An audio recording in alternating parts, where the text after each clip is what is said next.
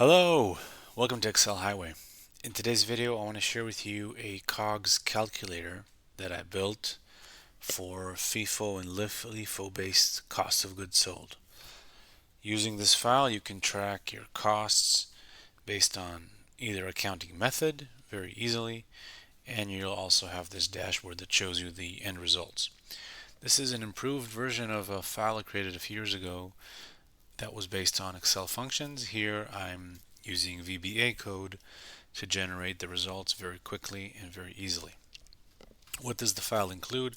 The file includes an instructions sheet that basically will cover everything that I'm going to show you today, but goes over all the steps and what you need to do.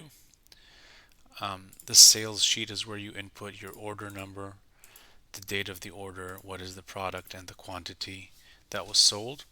The value and the price per unit will be calculated when the code runs. The purchases sheet is where you upload the batch number or order number, whatever you want to call it, the date, the product, the quantity, and the price per unit. The used quantity and left quantity will also be calculated when the code runs. Basically, when you run the code, the run calculation, you're going to get this message in case you don't have enough inventory, and eventually this message that you have completed the process. The reason there's no inventory for the hat is because I don't have a purchase for it. Now if I just add a line, let's say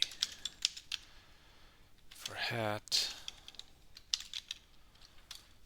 and go back again, I don't get that message anymore, and I can see that now the hat has a price on it.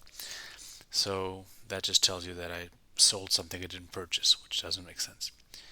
Now if I change from FIFO to LIFO, now you notice my average cost is 15 and 6825 now changed, right?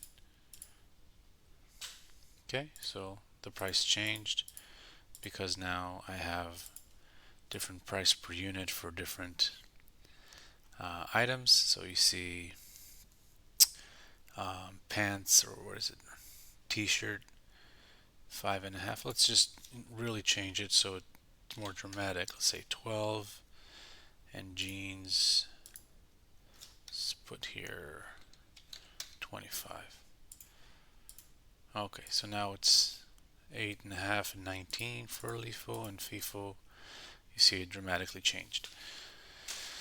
So that's how easy and simple it is. So you click the button and it updates. If you click the reset file, you get this pop-up message. Do you want to reset? I'm not going to do that. If you click on yes, it basically is going to clear this area and this area, so you have a fresh start. And whenever you use this file, you can always click it and just start fresh. On the dashboard end, you see the selection of the accounting method to run. Last time it was run including the time, which is now my time, total sales quantity, total sales value, average cost, and the inventory remaining, meaning inventory that it was not sold. Alright, so if you find this interesting, just click on the link and you can access the file on my website, and I will see you next time. Have a good one.